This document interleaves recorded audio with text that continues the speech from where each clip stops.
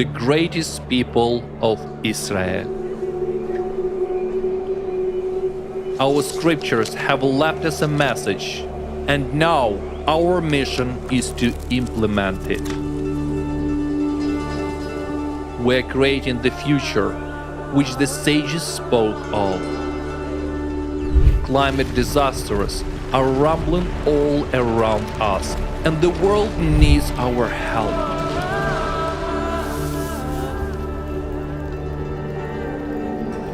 The time has come to open the doors to Mashiach and show him our love and respect.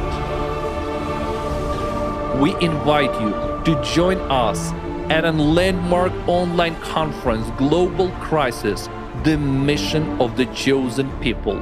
The time has come. Together, we will illuminate with our presence and knowledge the path to the truth and prosperity. Let's come together to explore the depths of our scriptures, discuss key issues related to our unique role, and reveal the mysteries of the time in which we live. Our strength is in the unity of our nation. On June 4th at 6 p.m. Jerusalem time, on CreativeSociety.com website, join and watch the conference, and please invite your close ones and friends. Together, we will reveal the light of true wisdom and show that we, the people of Israel, are a source of hope and blessing to the whole world. Yashar Koach.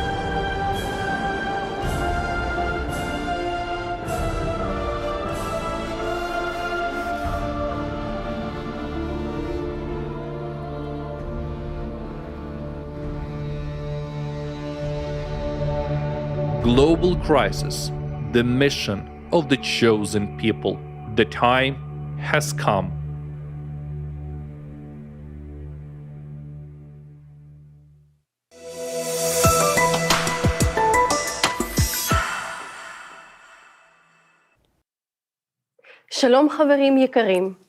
Good afternoon, dear friends. We welcome you at our conference, Global Crisis, the mission of the chosen people. The time has come. The idea to conduct this event came after watching the international online forum, Global Crisis, There is a Way Out, which was held on April 22, 2023, in more than 180 countries around the world. We were deeply impressed, if not shocked, by the information presented at the forum. Our world is indeed experiencing multiple crises which cannot be solved in a consumerist format of society. But the most important crisis for all mankind is the climate threat, which in the next few years could wipe out the entire human population on the planet. Since the people of Israel live on virtually every continent of the globe, we wondered how we could notify both our people and all the peoples of the earth of the global catastrophe as quickly as possible. How to tell people quickly and clearly that there is a way out of this climatic collapse, and what role our chosen people can play in surviving all of humanity and saving them. Today, we face the harsh reality, and our world faces the brink of an abyss, and that is why we, people of Israel, the women, the mothers, are gathered here with you today in a live broadcast. We feel it is our duty to inform all of our people of the impending catastrophe, of that there is a way out. This conference right now is being translated into more than 50 languages and broadcasted on numerous media platforms. Today, we face the harsh reality of irreversible changes in our planet's climate. These changes are leading to an increase in devastating climatic disasters that are becoming stronger and more dangerous each year. Floods, forest fires, hurricanes, typhoons, earthquakes, droughts, severe storms are all becoming part and parcel of our reality. We see climate disasters around the world destroying homes and entire cities, destroying crops, and most disturbingly, taking hundreds of thousands of lives. And these facts cannot be erased. This is the harsh truth that we face every day. But what leads to such increase in natural disasters? What challenges do people experience when facing a natural disaster? What do the survivors want to tell to the world? What climatic challenges will we as humanity face in the near future? And are we prepared for them? What will the residents of Israel have to face, and what do the climatic anomalies that are recorded in the territories of the Middle East tell us? Today, you will learn the answers to these questions and to the most important question of all, how to save your life and the lives of your loved ones from the impending planetary climate threat that already affects everyone. Unfortunately, destructive and rampant natural phenomena are also becoming a disturbing reality in Israel. Let's watch a video about what dangerous changes have occurred in our country's climate within a few years and how this has affected our lives.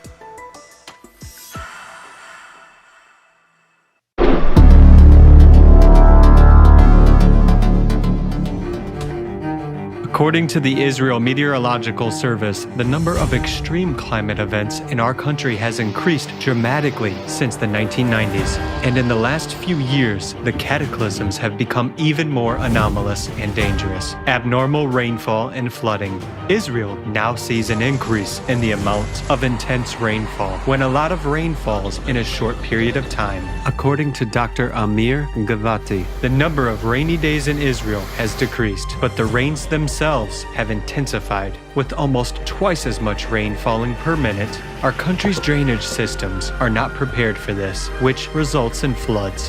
When such rains fall in desert areas, it can be a real disaster. Dry, hard soil is unable to absorb water, and the rainwater turns into raging rivers that literally sweep away everything in their path. That's exactly what happened on April 10, 2023, in Mashiach, one of the driest regions in Israel, when more than a year's worth of rain fell in just a few hours. This caused a massive flash flood. People found themselves in a water trap, unable to find a safe place. 60 people had to be evacuated by helicopters. Unfortunately, the water currents claimed the lives of several people who could not be rescued.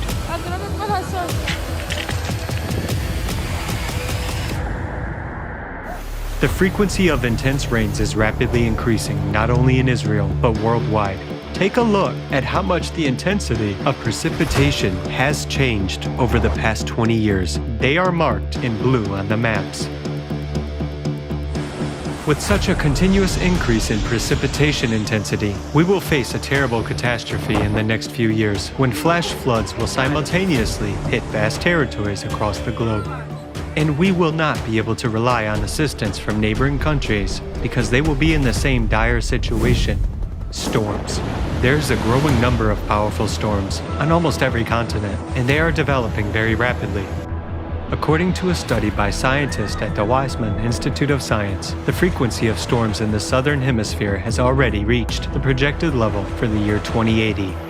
If we are already seeing the progression of climate disasters that is more than half a century ahead of what's predicted, then what should we expect next?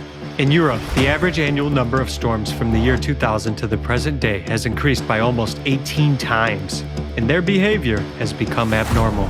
Unprecedentedly, 3 consecutive deadly storms hit northern Europe within a few days of each other. Like other disasters, storms also synchronize. In early 2022, within 1 week, stormy weather simultaneously covered half the planet. During the same time, Storm Elpis came to Israel from Greece, bringing record amounts of snow. On Mount Hermon, snowdrifts reached nearly 2 meters in height, and in Jerusalem, about 20 centimeters of snow fell.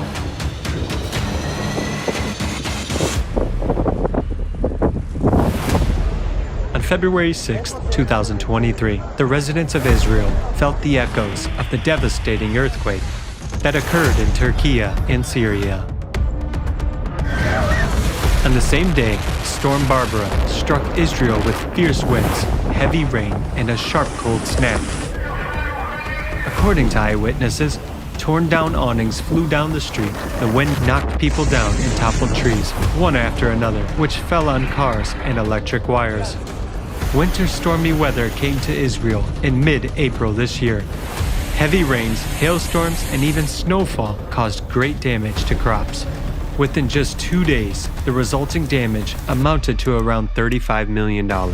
One of Israel's best-known farmers, Miss Batami Sorek, noted that the chaotic and unpredictable climate has had a detrimental impact on crop production in recent years. According to the Insurance Fund for Natural Risks in Agriculture, disasters caused over $44 million in damages to the country's agriculture last winter, which is 60% more than in the winter of 2019-2020. And every year, the economic losses of the agricultural sector continue to increase. The climate crisis is already leading to a reduction in arable land worldwide. Experts from the fund note that Israel is also facing this danger. Extreme heat waves and fires. Just a few years ago, Israel's climate was more stable. However, we are now seeing an increase in heat waves and abnormal occurrences of unseasonal cold, with sudden spikes in temperature. For instance, March this year began with a strong heat wave, which was abruptly replaced by cold and wet weather in less than a day. In Israel, temperatures are rising almost twice as fast as the global average. This means that the consequences will be many times greater. The summer of 2021 was already the hottest summer on record in the country.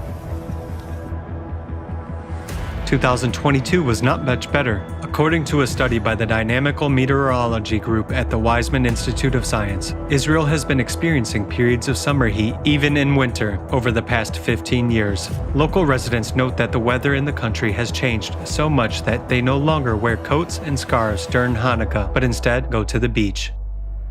In 2022, record-breaking high temperatures were registered even in December. On December 18th, the heat reached 26 degrees Celsius at Ben Gurion Airport.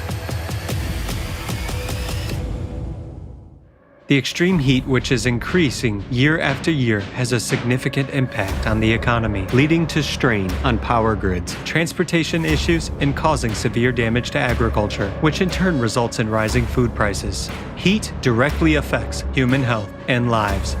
According to the report of the Ministry of Environmental Protection of Israel, each heat wave claims the lives of an average of 45 people. Unfortunately, this is only the beginning. Recall what the climate was like 10 years ago. What was the situation like 5 years ago? And what is happening now?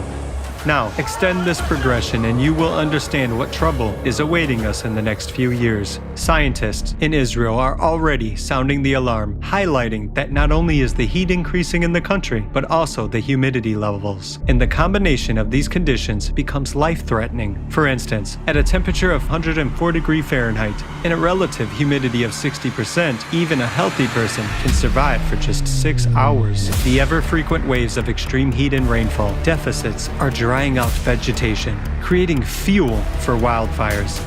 Additionally, the number of lightning strikes has significantly increased in our country, often serving as the cause of ignitions, and hurricane-force winds contribute to the flash-like spread of fire.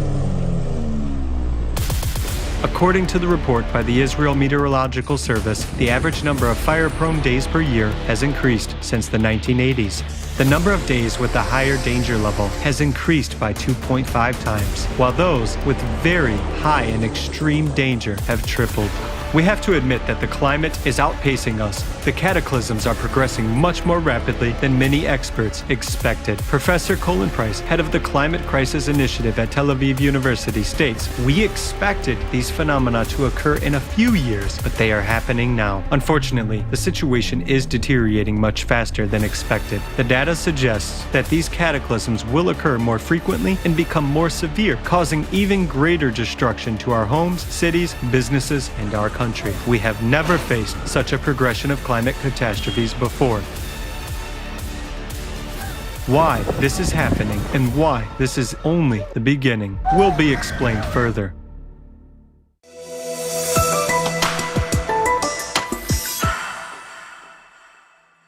We have now seen how the climate disasters are already destroying our country from inside, and we have to admit that this is just the beginning. This is just a hint of what we have yet to face. And unfortunately, we don't have to look for examples of large scale disasters caused by the planet's climate change. Most recently, our neighbors, Turkey and Syria, were shaken by two terrible earthquakes. We, Israelis, have felt the bitterness and suffering of the people of these countries. So much destruction, so many deaths. This tragedy left a deep scar in our hearts. And it was a moment when something that unites us as human beings, our conscience, and our readiness to help one another, came to the fore. This tragedy made us rethink many things, and above all, realize the proximity and reality of danger. But of course, nothing compares to what the people who were there at the time of the earthquakes experienced, the survivors, the people who managed to get out and found the strength to live, although many of them lost many of their relatives and loved ones. Now, we would like to show you a documentary film about these terrible events in Turkey, in which the eyewitnesses describe what they have gone through. This film was created by volunteers of the Creative Society Project and presented at the International Online Forum Global Crisis. There is a way out, which has been translated into more than 150 languages.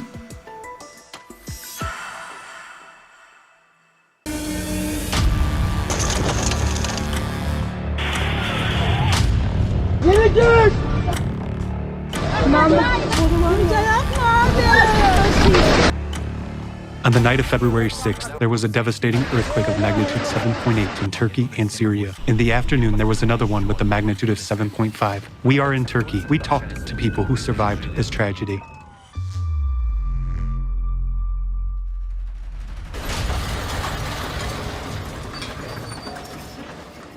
Everyone was living a normal life, making plans for tomorrow, getting the kids ready for school. None of them expected that, and in 2 minutes, everything was over. Total zero. You have to start your life all over again, and thank God if you're still alive, but for many people, life was over in an instant.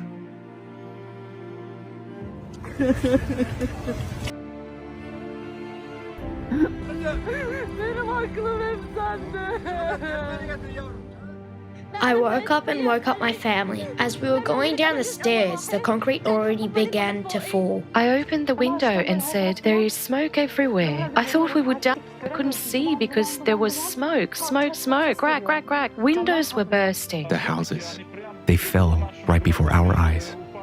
And there was so much dust, as if a bomb exploded somewhere nearby. Communication with these people made a strong impression, and we must pay tribute to them. It was impossible to listen to it. I mean, it was very hard psychologically to listen to it, yet they survived it. The buildings collapsed.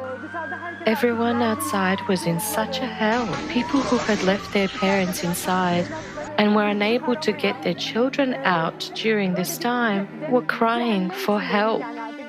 One man who we interviewed lived on the 5th floor. He said the house just collapsed. When the earthquake started, I ran out onto the balcony, and 2 minutes later, I just stepped on the ground. The apartment building next to me completely flattened to the ground. 7 floors of apartments flattened to the ground. There was a woman and a man. The woman was lying on the ground crying, "Give me my baby back." There was a girl.